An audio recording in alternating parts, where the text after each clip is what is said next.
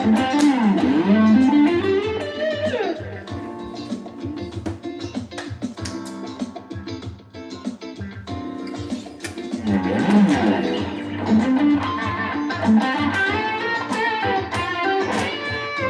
Barry.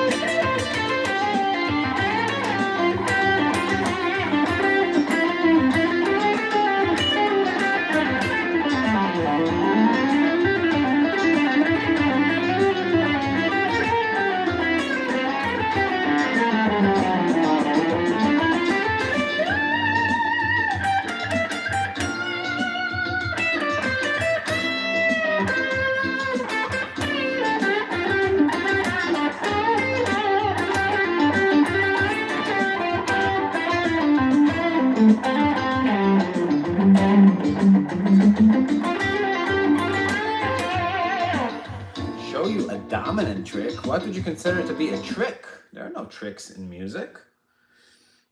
The trick is to not suck. But what specifically? What do you want to know? I'm happy to help you. Just let me know what you want specifically. What kind of trick do you need for what situation? Do you know how to? Let's see. What's a good one? What I really like actually is if you're playing on a minor vamp and you're using a pretend dominant. What are the possibilities of becoming as badass as you? Very unlikely, very highly unlikely. I've never seen it happen, but you know, doesn't mean it's you know, doesn't mean it's impossible. So you gotta practice as if it's possible. I don't know. You know, it's not like ask me. You like if you work hard, you become you. Unfortunately, that's the reality. So it's like I didn't want to be me. I wanted to be Scott Henderson, but turned out to be me. So you learn to love it. Hopefully. LegalZoom makes it simple to start an LLC. Been watching your backlog of Diminished videos. Okay. Your business dreams are as... So yeah, I mean, Diminished is a good one. So if you're pretending like you're playing over like this is a G minor track, that kind of thing, and the dominant that goes with it is D7, right? If you're I'm just thinking about like the dominant, it moves back to G minor, right? Now, what I'm gonna do is if I'm playing Diminished, a really cool thing to do is to think about the sub 5. And with Diminished, you have a Hendrix chord, and its sub 5 is a 13 chord. Now, the voicings on the E string, not the A string, give you the positions of Diminished. So if I see this, I kind of find, if you know that 3-note per string diminished shape, it's kind of under your fingers. Maybe think a half step up from G, the key you're playing on. Now, inside that, I'll come up with a pattern. It could be anything, but here's a good one. That's kind of like, if you're thinking about just like an A flat major triad, and you just add the flat 3 to it.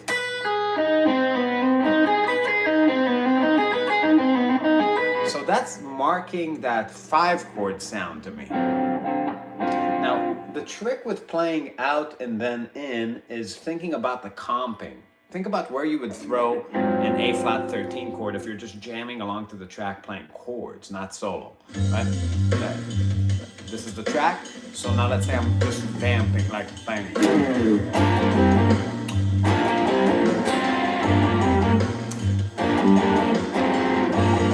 So, that's a good, so that's where you throw, like I'll maybe start playing the line there, I'll go like,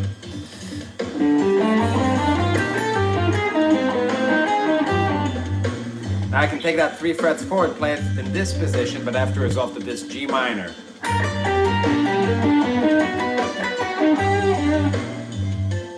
D.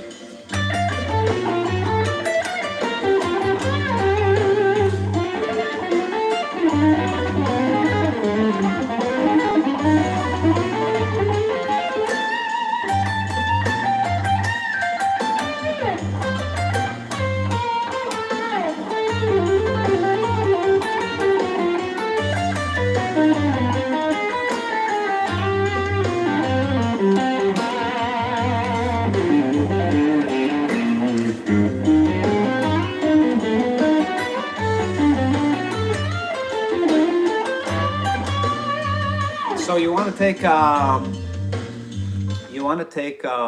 like those four maybe major areas where that pattern lives, and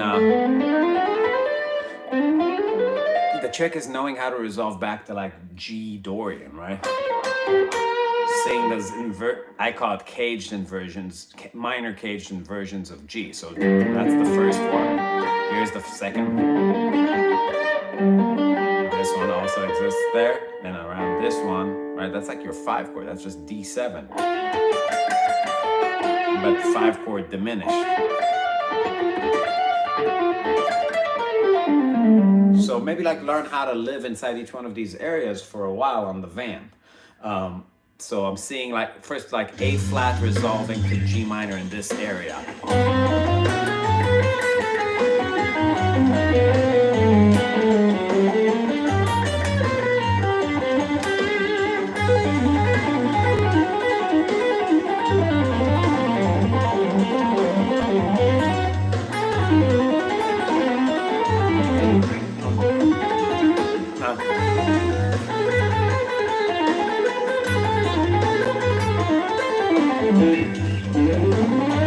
Second area. Oh, sorry.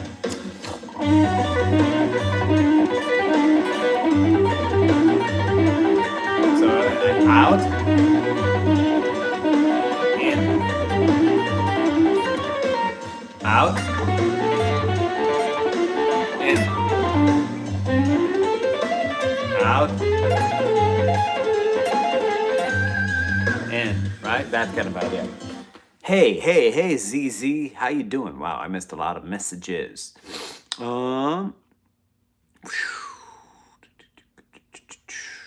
Just popped in to say you're a great teacher. Oh, thank you so much, Barry. I appreciate it. He's a living hidden legend that is only discoverable by true future potential. Oh, wow. Thank you, Amin. I appreciate it. What song have you played? Could you play Iron Maiden Wasted Years? I honestly cannot.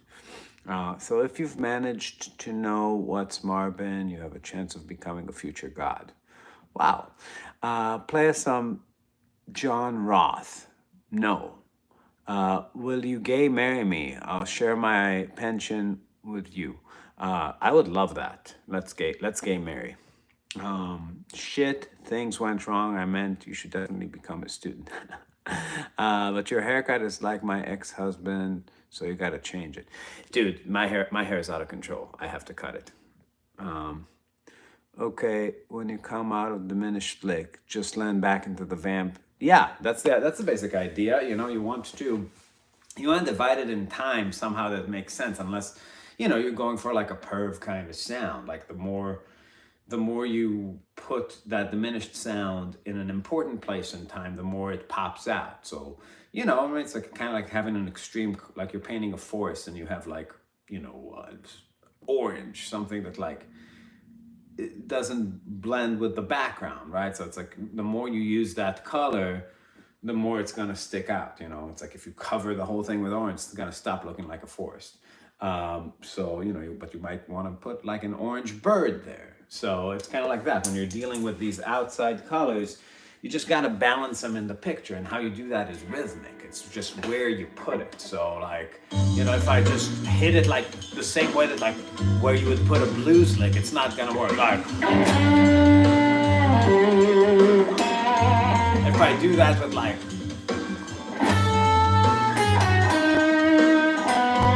it's like, right? That's not, you don't put that shit in the center.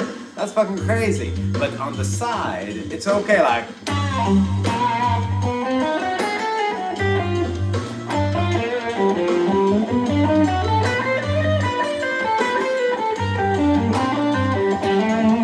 Make a big statement.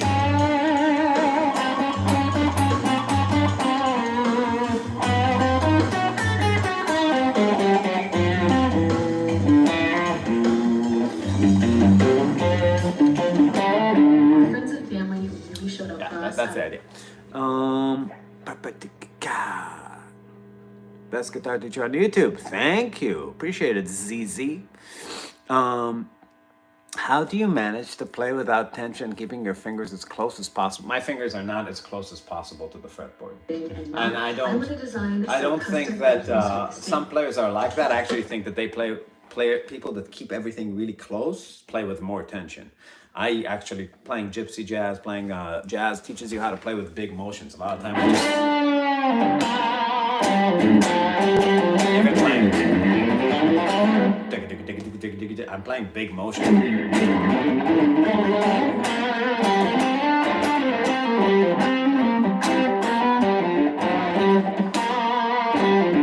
So a lot of grooving has to do with using bigger muscle groups to stay in time too. Like when you're playing like a single note funk thing, what people call bubbles.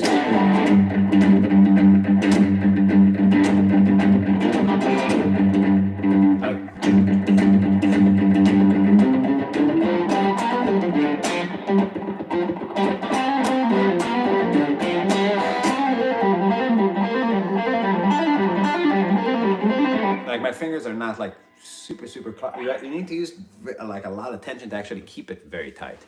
Hello brother, I'm a studio drummer of 24 years. Shit, Joseph, let's jam. We're actually in the market. We're looking for some people for tours. If you know bassists and drummers in the Chicago area, we should send them my way. Just started your Patreon, so incredible. Oh, thank you. I'm glad that you're digging the content. Yeah, the Patreon is like where we put most of the work, honestly. Like, you know, the YouTube is just like, I think about like promo for our Patreon, but we go deep and actually break down the concept and explain, like, you know, like I have like the way that I film, I don't know how other channels do it, but I teach lessons and do live streams for the whole week. Like I teach, I think at this point, I'm like at 30 students a week.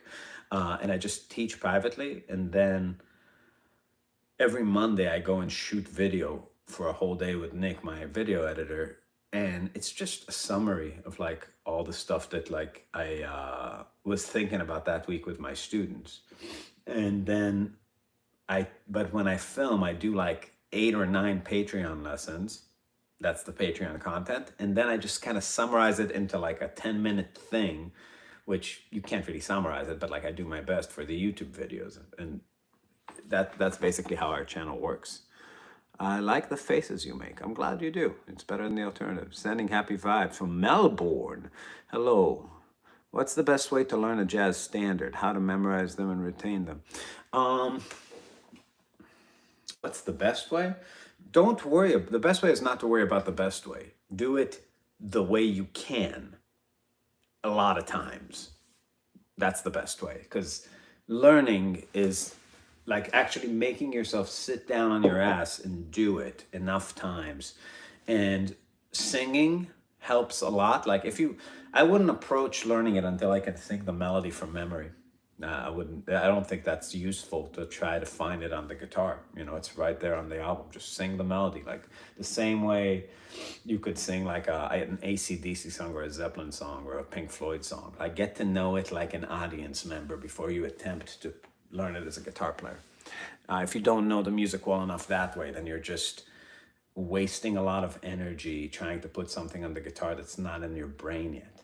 So make sure you can sing the melody, find the bass notes, put together the chords, learn the chord, just play the chords and sing the melody. It's like let's say I'm trying to learn, I don't know, any standard, Ain't Misbehaving, right? So it's like, you got to get to a place where you can do this. Like, do dee do dee dee, do dee do dee, do dee do dee dee, do e do do do do do do do do, beep beep, ba ba beep ba, do do be do ba do dee. Uh-huh, uh-huh, uh-huh, uh-huh. Do da do da da do wa do be do da do. Uh-uh, uh-uh, uh-uh, uh-uh, uh-uh,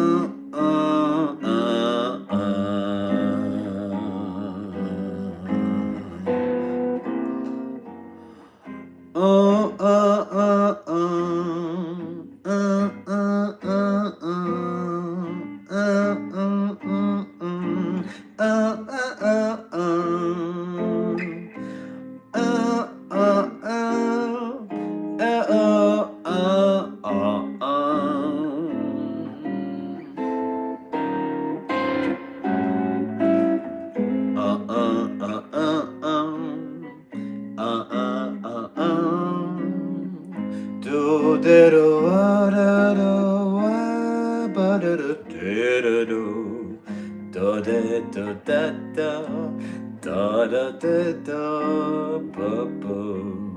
So, and now it's just kind of like using the most basic grips for the chords, and then maybe do that and like learn the entire tune in a different area to where you could still sing the melody. Like I'm not even like trying to put the melody on the guitar or anything. I'm just trying to like maybe see it in the next inversion, like.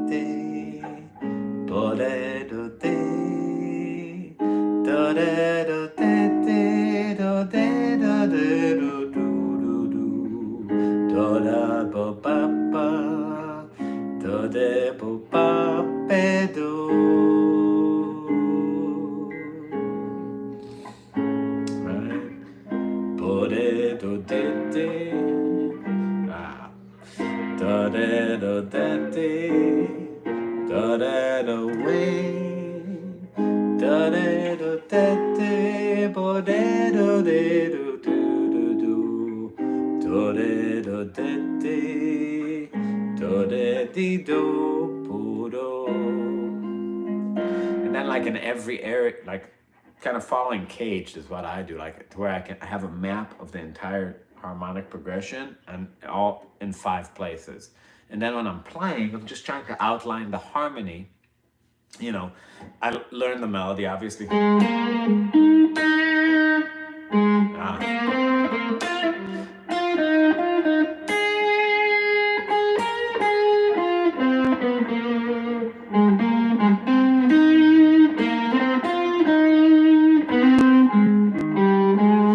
And soloing is just following those changes.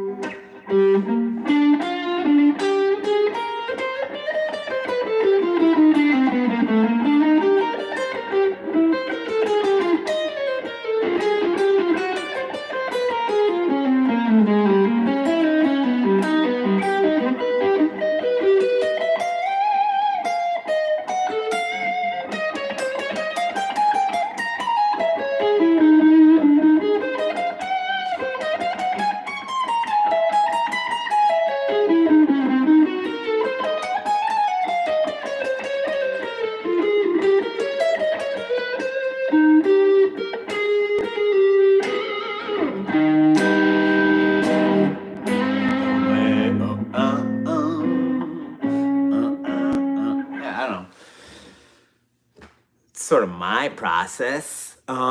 Shit, I missed. That was a long time on one thing, and I only have 10 more minutes before my lessons. Hey, Danny, do you ever play to a metronome?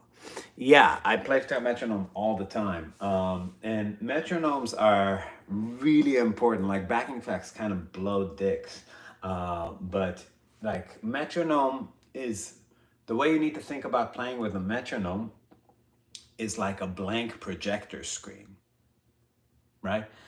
And the disadvantage of playing with tracks is that you can easily get to a place where it grooves and you don't, right? Like I see a lot of people that are just like you know, they're in a place where they're playing on it and they don't hold any of this with their body.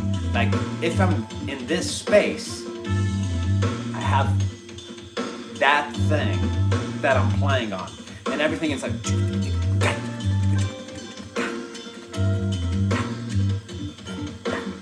And imagine how that drummer is playing. That's the feeling of this music. So from that space, I play, right?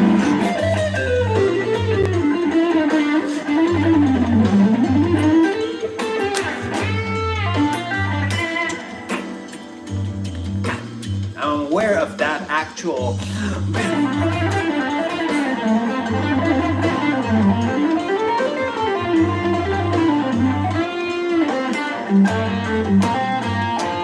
But I see a lot of students that don't play like that. They're not inside the pocket, meaning they play from here. Like, amen.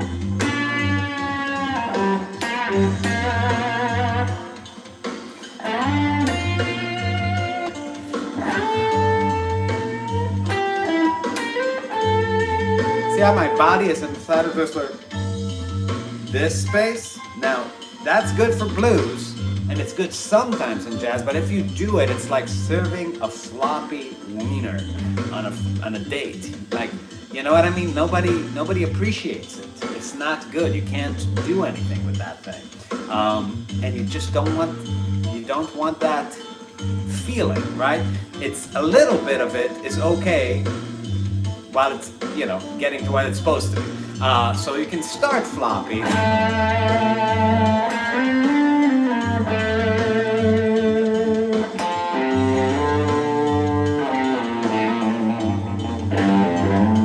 But the idea is still like.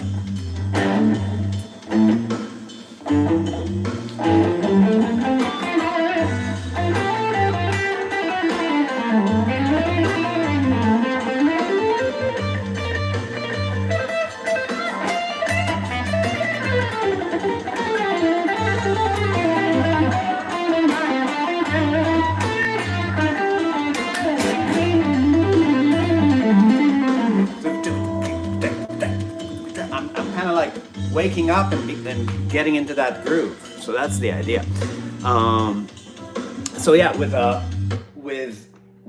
the track, you have to do it all the time. So like if I put on click track, is there a metronome on Google? I think there is. Metronome online, perfect. Okay, so if I just put on a metronome, that's really fast, but like same kind of idea.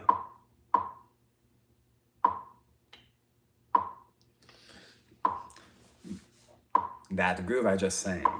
It's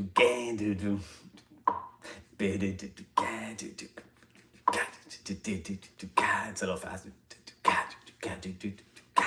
Right, the same groove.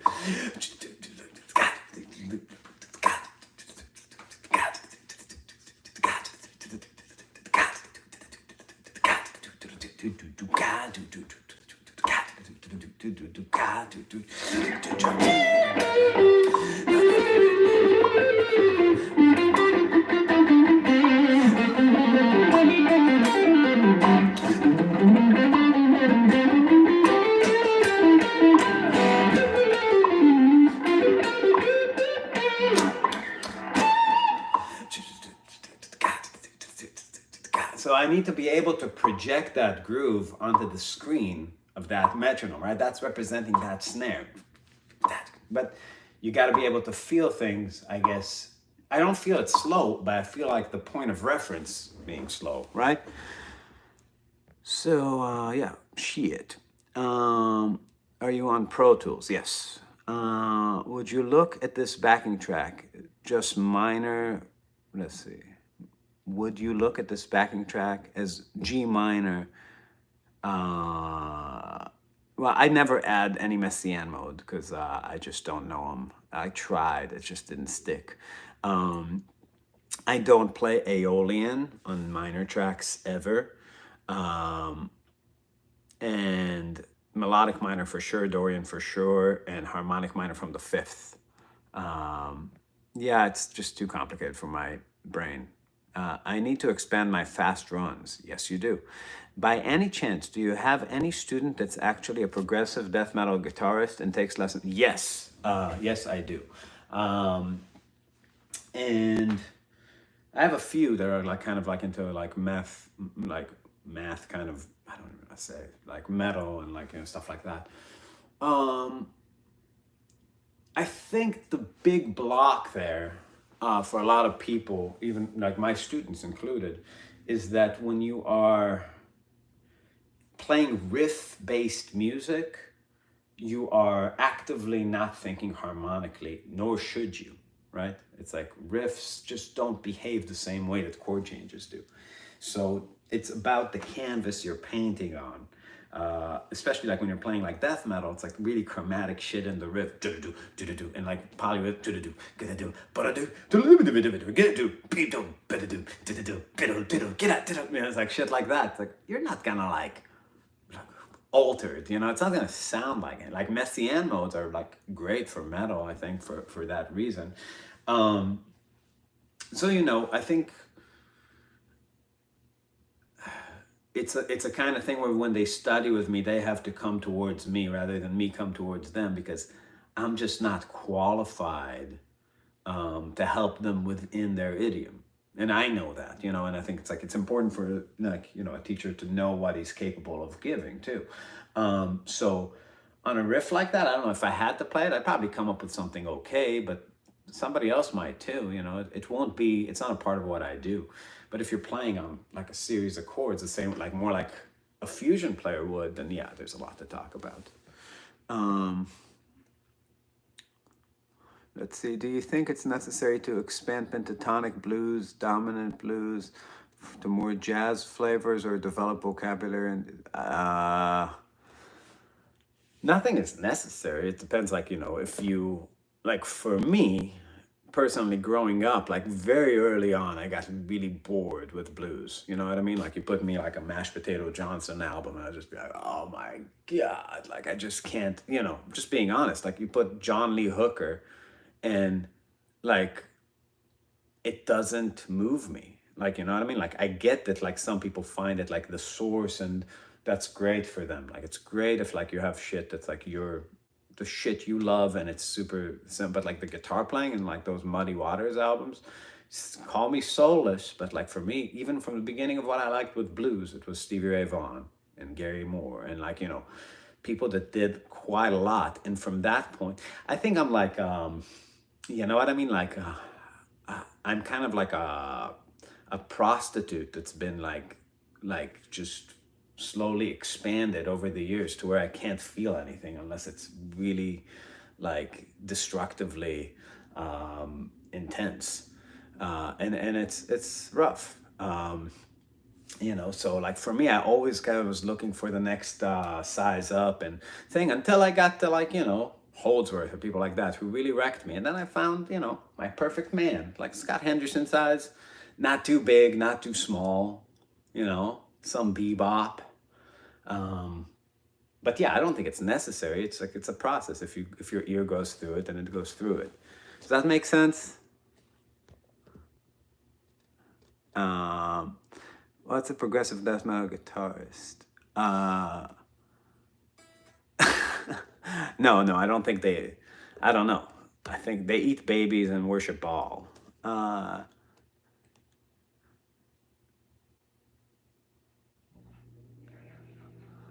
yes. How do you break out of the riff-based mindset? You learn tunes. Um, you know, you learn tunes. So you would use harmonic minor off Dorian. Danny, you should do a vid on Rosenwinkel style licks. Yeah. All right, guys, I gotta go teach. I will see you soon.